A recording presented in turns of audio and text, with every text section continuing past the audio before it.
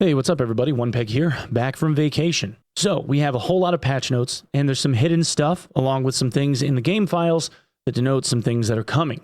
A few of them pretty major. Large nerfs to Warlock, big buffs to Wizard, big buffs to both magical and physical, I guess, healing items, potions, bandages, and surgical kits. Some big time quality of life stuff, and some new quests and a new vendor that isn't in the game as of yet, but will be, I guess, soon? Anyway, let's get into the notes and the hidden stuff. And really quickly before I begin, huge props to the guys over at the wiki for helping me out with a couple of things that I was trying to get some more specific details on. Those guys are an invaluable resource. Thank you guys so very much. You guys are amazing. Okay, so on to the patch notes. So there were some general fixes, some quality of life things, like a character made that would go to page 2, it would end up forcing a certain character to page 2, even if you played them recently, and make it look like the character wasn't even there until you paged over, which was kind of annoying.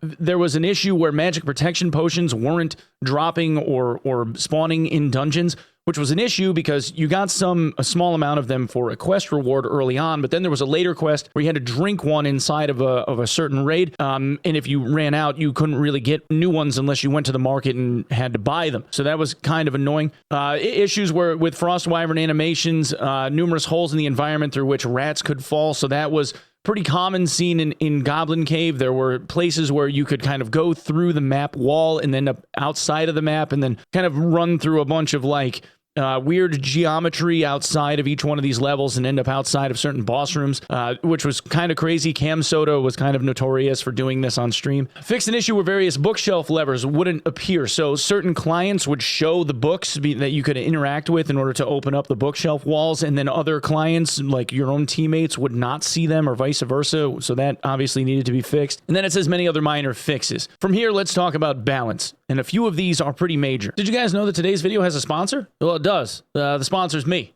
I'm a sponsor of my own video. Well, my merch store is anyway. Yeah, for the first time in like literal years, we have a merch store over at Bunker Branding. They were kind enough to contract me. I am nowhere near big enough compared to their target demographic, but yet here we are. So we have a duck slap t-shirt, slappy duck feet on the dungeon floor. This one is an aim for the knees t-shirt that has to do with like shooting people in the legs from Tarkov days.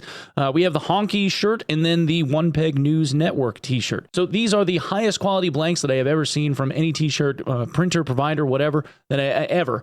They go up to 4XL for all the Husky boys out there. Listen, I appreciate you all for watching. You guys are amazing, trying to take care of the homies. They're relatively decently priced, at least I think. And Matt Carricker of Demolition Ranch and Roman Atwood are the owners of Bunker Branding. They have been amazingly gracious and offered the ability for me to work with them. I could not ask for a better group of people to be working with. Their artists are amazing. All the fulfillment stuff is like so incredibly easy. These guys are great. So if you want to check it out, I will have a link for you in the description of the video as well as the pinned comment. Please go and check it out. Maybe buy a t-shirt. That would be huge. Thanks so much. Fighter's Perfect Block cooldown changed from 10 seconds to 7 seconds. Shield Slam changed from 10 to 7 seconds. Shield Slam can now be used while blocking. So that is a huge change. Kind of, you could get inside of somebody, get up close to them, and then shield slam them back, hopefully preventing people from being able to like block doorways and whatnot. Rogue's ambush physical damage bonus changed from 50 to 25%. Double jump movement speed penalty changed from 18 to -10. Hide mastery multiplier changed from 3 to 2.5. And then Jokester range increased to 600. Stealth no longer reveals its silhouette when moving. And chase range changed from 450 to 550 for Rangers. And Ranger's backstep now has 2 charges. So increasing mobility for Ranger and Ranger backstep, giving them the ability to jump backward twice now instead of just once, which is pretty huge if you're trying to maintain range from people. Shield Slam being a big bonus for people that are looking to run shield-centric builds for Fighter. I don't know if it's going to replace Sprint and Second Wind, but it's kind of a cool idea. And then obviously the changes to Ambush and then Hide Mastery and then the Jokester range, so making them a little bit more team-centric and team beneficial for Jokester range getting increased. But then the ambush physical damage bonus getting cut in half is to hopefully prevent people from being able to get landmined as easily. Now, I don't think that Rogue is really going to suffer all that much with the armor pen changes that they have now, but it does keep them from being able to like two-shot most everybody, hopefully, as long as people have a build that has a little bit of health on it. Rogues are still going to be crazy lethal. I think this is a necessary modification. Now on to the wizard changes. Wizards got a lot of love here. Quick Chant got its speed bonus doubled to 20%. So now Quick Chant, really nice change. Chain Lightning damage changed from 35, 30, 25, and 20 to 35, 30, 25, and 25. So the last jump of the Chain Lightning getting a little bit more damage associated with it. Yeah, I don't know if this was really going to do a whole heck of a lot. I think like when Wizards are running Chain Lightning, it's usually to bounce off of like a summoned cast or something to try and like bounce into other people. But you know, Wizards needed a little bit of love anyway on the base kit side. Fireball damage changed from 25 and 10 splash damage to 25 and 15 splash damage, which is good for Rogue punishing and Warlock Phantomized punishing. So I think that is a welcome change. Magic missile damage changed from 10 to 11 per missile. So now they've gotten an extra point on the missiles, and it shoots, 12 missiles? So that's another 12 damage on a full volley. It could end up meaning the difference in a base kit Wizard from being able to knock out a zombie in a single volley versus needing like 1.5 or 2 volleys of full magic missiles to the face to take out a zombie or a mummy. Cleric's Holy Aura changed from 450 to 600. Storyteller range changed from 450 to 600. Warsong range changed from 450 to 600. Warlock's Blow of Corruption damage changed from 10 to 12. Warlock's Blow of Corruption damage changed from 10 to 12. I think that this is kind of like a misnomer. Most people don't run Blow of Corruption anymore in light of running Phantomize instead because it's just that much stronger. Increased survivability, the ability to potentially get away, make a little bit of distance. You know, you're not getting hit by any melee swings or projectiles. It's a good way to be able to get away, gain a little space. And then obviously if you're able to get curses on somebody before you Phantomize, it's 10 seconds or whatever of time where you get to heal for those ticks while you're running around in circles if you're running Torture Mastery. So I don't really see this getting used all that much unless it's people doing like a no spell build. Even in the case of someone running Plate Lock, they tend to opt for the Demon instead because of the extra benefits to stats and armor rating and whatnot that you get from the Demon. So I really don't know if this is going to matter at all. Warlock's Life Drain duration increased from 6 to 7 seconds, base damage increased from 3 to 5, and attribute bonus ratio changed from 75% to 25%. Now that patch note is a mouthful. What it comes down to is that you gain an extra tick of healing off of the life drain, which sounds kind of nice. And the base damage increase from 3 to 5 sounds kind of nice, until you look at the attribute bonus ratio scaling going from 75% of the damage that you have to 25% of the damage that you have. In essence, what this means is for every 4 damage, you get 1 HP of healing. That isn't that great. For specifics, let me show you the difference. This is what the healing used to look like. 3 damage base for 6 full ticks with a 6 damage spellbook, a purple spellbook, for 3 true damage additional, and then an additional 4 magical damage with a 50% magic damage bonus on your stat sheet. At 75% scaling, this meant that your heal per tick was almost 17, and your total here was 101. Minus the cost of a Hydra at 8 with a life drain cost of 3, meant that you net 90 HP.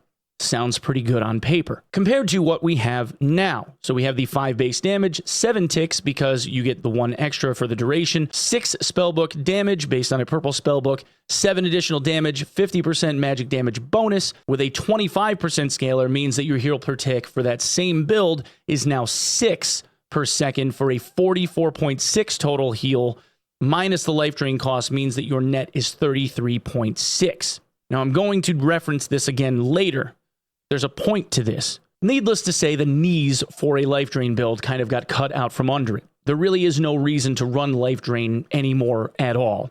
Mobs don't stand still. You're not going to be able to just stand there and life drain a mob while you're doing your thing, unless, of course, you're cheesing them and standing on a wall or on top of a torch or in one of the other cheese spots to be able to, like, reach out and do that. Of course, then the mobs have some amount of magic resist, so it becomes even worse. It's just not worth doing. And again, I'm going to reference that again in a minute. Druid's natural healing range changed from 450 to 600. Spirit Bond is now 600. Sun and Moon is now 600. Panther Form Scratch hit slow duration changed from 0.25 to 1 second. And move speed bonus changed from -3 to -15%. So they're trying to give a little bit of love to the Panther left click, which doesn't really have a use. Like the bleed is really mediocre. But the added move speed slow is kind of an interesting one. And kind of like if you're trying to chase somebody down that's running, it's a good way to slow them. Not that you really need it in Panther form, though, because Panthers move at just about max move speed almost always. Panther form Neck Bite hit slow duration changed from 0.25 to 0.5, and move speed bonus changed from -3 to -7%. Really minor adjustment. I don't really know if that's enough love. I still think Panthers are made of like paper mache, and they just kind of get disintegrated the moment that they try to get in somebody's face that has any armor whatsoever, and you really, really have to focus into some type of physical damage pen in order to be able to get through these guys, but we'll see what happens in the future. The Druid Love, I don't think personally was really enough here. Arming Sword damage slightly increased, and Aegis magic reflection time changed from 3 to 8 seconds, and cooldown time changed from 20 seconds to 12 seconds. So the Aegis is getting a lot of love here. Again, you don't really see all that many of them, but hey, maybe it'll be something. Castian Dagger's attack multiplier changed from 1-1-1.5 to 1-1-1.3, kind of knocking out that third hit from the Castian a little bit. Stiletto Dagger attack multiplier changed from 1-1-1.4 to 1-1-1.15. Now, Stiletto is still lethal as hell because of the armor pen on it. Probably brings this more in line with what should be expected from like a dagger-centric build. I still think, again, these guys are really lethal. It's just a matter of, like, you're going to need another hit on a rogue in order to be able to finish somebody off. That's kind of it. Improve the animation of shields and the crystal sword. Now, unfortunately, I don't have the animations for this, but hey, we'll be live tomorrow morning, so you guys can come and check out the stream, and we'll play with the crystal sword and see what it does. Pavis movement speed penalty changed from -50 to -35. All shield slam animations play slightly faster. Rapier collision sockets have been changed to be slightly tighter. Healing potions of all rarities have had their healing amount increased from 15 to 20. So this actually is an interesting one. 5 more healing on a health pot. Now, this was something that they were trying to get away from because of buff duration and plus healing being as strong as it is. Remember, I said that life drain kind of took a hit? Well, you can now replace whatever the life drain heal was supposed to be with your magic healing gear, and even though it's more based around damage, even on the TM side, you could just chug a healing pot, and the plus healing and plus buff duration, if you built into any will at all, is going to benefit you immensely on the Warlock side. Bandage healing changed from 12, 15, 18, 21, 25, and 30 to 15, 19, 24, 30, 37, and 45. Huge buff. Huge buff. Bandage usage time for all rarities changed from 5.5 to 4 seconds base clock. Now remember I said life drain, being what it is, isn't all that great looking, right? The life drain, the current life drain is kind of shit. 33 damage healed with all of that additional healing and, 33 damage healed with all of that additional damage versus just using a blue bandage that heals for 30 health in 4 seconds. So in just about the time that it takes to cast a full life drain on a Hydra, or literally anything else for that matter, you could just pop 2 bandages and heal for almost double the amount if those bandages are blue. Healing potions of all rarities have had their healing amount increase from 15 to 20, which is a huge change. Bandage healing changed from 12 to 30 on to 15 to 45, depending on rarity. Bandage usage time changed from 5.5 to 4 seconds base time. Surgical kit time going from 27 seconds for the crappiest rarity to 10 seconds for highest. Instead is now 15 for the worst and 3 seconds for the best quality ones. And then campfire install time for all rarities changed from 15 seconds to 10 seconds. Now consider what I had just said about Warlocks and how life drain got nerfed. 33 damage for a pretty kitted Warlock to be able to get out of a life drain on a Hydra. That's what they net for health. Not that amazing. But if you compare that to, say, the usage of a green quality bandage that heals for 24 health, that 24 health is done in 4 seconds. So in essence, I could use 2 green quality bandages in roughly the same amount of time as it takes to life drain a Hydra. I can get more health net out of my base kit than I could with life draining a Hydra by a considerable amount. Even relatively decked out as a Warlock, knowledge and whatever notwithstanding, but you could build a way to be able to use resourcefulness and action speed and whatnot to be able to use your bandage faster versus that of knowledge and Hydra life drain. Right? Couldn't you? In essence, this made it so that everyone has the ability to heal themselves pretty quickly. Compare this to a barbarian that uses potion chugger. A potion chugger barbarian can heal an absurd amount of health because of the 20% bonus in healing, as well as the half duration. They have the ability to build into something that gives them 200 plus health, as well as a little bit of magic heal, as well as a little bit of buff duration, and now you're getting into the realm of a barb able to heal themselves to full in half a minute to 60 seconds versus what they used to be able to do already, which was already strong.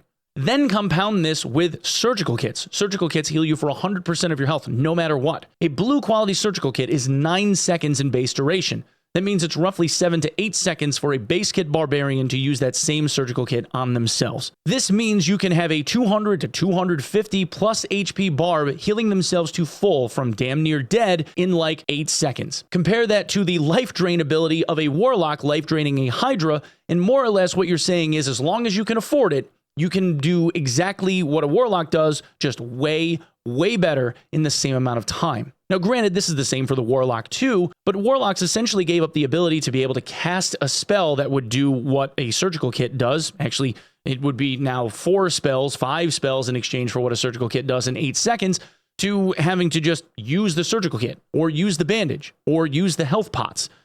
Basically, this became a walking pharmacy meta. That's kind of how it went. Addition of new event currencies, the Skull Token and Golden Skull Token for an upcoming event. Now, the Skull Token and Golden Skull Token are found primarily in treasure chests. And as I was recording this video, someone over at the wiki finally uploaded the tables based on this data pull. So the way that this works, on every one of these maps, there are what are called random small chests. Now, I say this differently than like a small oak chest because some of the small chests are static and some of them are random. And for those of you that want to know which ones are which, you can go over to the Spells and Guns wiki, which is the Dark and Darker wiki. And on the interactive map, you can actually look at just random small chests versus the static ones. You can see the difference by clicking on the icon. It looks like this. For those random small chests, 3% of the time, they will instead be a small coffer. So if you are looking for Silver Skull Tokens specifically, you want to run dungeons on normal difficulty and look for small coffers. Just about everything else drops it at a 1% rate. In the case of Golden Skull Tokens, you're looking for small coffers as well, but those are on HR specifically. So again, for Silver Tokens, you want to run normals. For Gold Tokens, you want to run HR. If you're trying to min-max. There is also inside of the game files the inclusion of 3 new quests that are not in the game as of yet. The first one being for 3 looted bones and 6 looted intact skulls. The second one being to escape the crypt 3 times, ice cave 3 times, and goblin cave 3 times. And the third quest being 100 looted silver skull tokens. Now, the reward for the third quest is, I believe, 10 gold skull tokens and an emote. Looks like an anniversary cake. Now, insofar as what those tokens are going to be used for, what I can tell you is there's going to be a new vendor coming. We don't know exactly what the vendor is going to look like or how they're going to function, but we believe that it's going to be for a Halloween style of event. Or it could just be kind of like a fall event, something like that. But this new vendor will deal in those silver skull tokens and the gold skull ones. For anywhere between 22 and 32 tokens, silver will buy epic quality items that will roll randomly, kind of like candy canes or candy corn from prior patches and events. And the gold skull tokens will be able to roll for legendaries, 22 to 32 in cost, depending on what it is that you buy. That is the limit of what it is that we know insofar as what's in the game files right now. Oh, and speaking of changes, in case you were wondering, Lich right now, the slow dark bolt thing that he fires at you, not the fast one that he aims at your head, but the one where he like goes like this around his head and then he fires a little slow bolt at you. Yeah, that one tends to go through some skeletons sometimes and then hits them other times, but 120% definitely goes through walls now and will hit you if you try to line of sight it on the wall. They don't collide. So the only way to make sure that you don't get damaged by it 100% of the time is to run out of the room and then let it collide with you after you're outside of like the border of the boss room, which doesn't really work out if you're trying to solo him. So, yeah, I guess you can try to train him into mobs and then pray. That's basically where we're at now.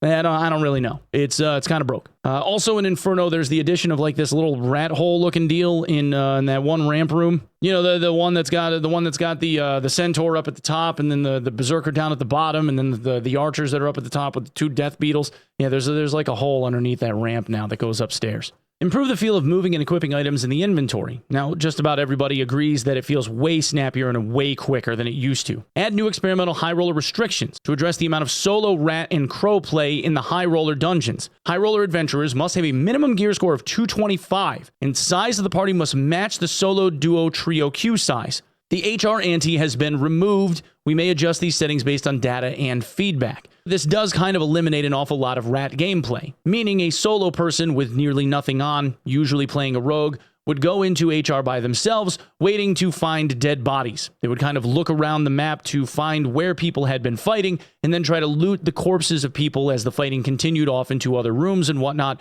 while other people weren't looking, yoinking all of the good gear and then scooting off of the map. Now, the 225 gear score is kind of high, but you can get around it by putting on some really good weapons. The majority of any gear score values end up being on a two-handed weapon. So a couple of purples in your main and offhand or in your secondary, whatever, that stuff pretty much gets you there. However, if you're a solo player, like myself predominantly, that means that you probably have to run an alt now, because if you already got Demigod, like I have weeks ago, I can't just go in solo queue, because if I die, that could end up creating more work for me later on down the line. Every time I end up solo queuing on my main, I now have to worry about losing 700 or 800 points of AP in case I end up dying, which is obviously something I don't want to do, because who the hell wants to continue grinding on that again? Definitely not me.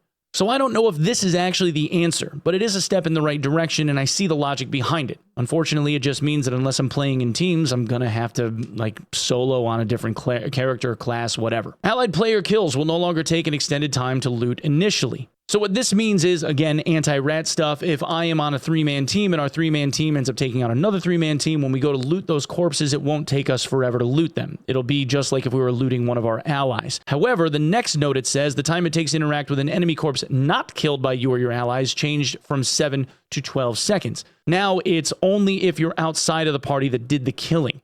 So again, anti-rat stuff, making them take even longer than what they had to before to access those corpses, I think is a good idea. Slight QOL improvements when accessing the Squire, improvements to multiple visual and sound effects, and audio bugs. So there are some new movement effects when you're moving around through the menus and moving items around. Some of the weapons got some new sound effects added to them when you're moving around stuff, which is kind of nice and interesting. And then the most notable one that seems to be giving people like a whole lot of like whoa feelings is if you go to Inferno, some of the walls sound like this.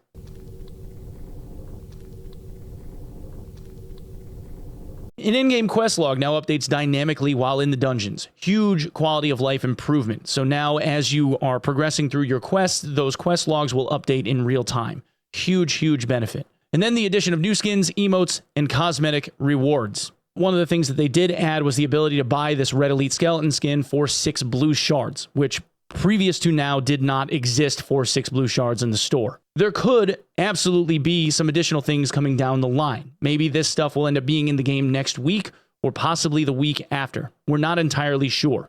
But there is one other major announcement that they made yesterday. In the community announcement section, Grayson wrote, "It's been a year since the launch of Dark and Darker. To celebrate this milestone, we're excited to announce a collaboration with Overwolf. Every Friday for the next 5 weeks, we'll be announcing a new challenge in the Outplayed Announcements channel. Now, if you are new to the Discord or you haven't been in there before, this will say that it's locked for you. So hit the emoji or head over to Channels and Roles and grab your Outplayed role. So down here at the bottom, you can click on this and do the emote, or you can go to the Channels and Roles section, and at the top, there's the Outplayed event role. You can click on that, and it will do what it needs to. Now, on the community announce section, they go on to say, check out Outplayed Announcements for information on the weekly challenge. Submit your clip to the Outplayed Submit channel. You must be recording each challenge submission using Overwolf's Outplayed video capturing application. You can download it for free here at links.overwolf.com, Dark and Darker-Outplayed. Each challenge will have a total of 3 winners, with a total of 15 winners over the 5 challenges. First place gets $250, second $150, and third $100. All prizes must be paid through PayPal. All prizes will be paid after the 5 weeks is over. So we have a contest, I guess a weekly submission contest that anyone and everyone can partake in as long as you are using this Overwolf app that records your gameplay. So that's essentially everything that comes down to this patch. I'm sure that there's something in here that I ended up missing. Somebody said something about a rogue's base speed got reduced by 3 kind of on the sly, which I thought was kind of interesting. Maybe you guys can let me know whether or not the shield animations and the animation for the crystal sword kind of suck now, or if they're any good. Otherwise, I just want to say I appreciate you guys so much for hanging, watching the streams, watching this channel. You guys are awesome. I'm going to GCX in about a week and a half. I'll be streaming all this week. We'll probably do some really extended hours. And then I'm going to be flying out on Thursday morning next week to go to GCX. And I will make sure that I take a long form video of getting the torch tattoo. I think I'm going to get it like right in here on my forearm. Look forward to that. Anyway, thank you so much. I appreciate you all. Thank you for lending me your eyeballs. and I will see you guys in the next one. Peace.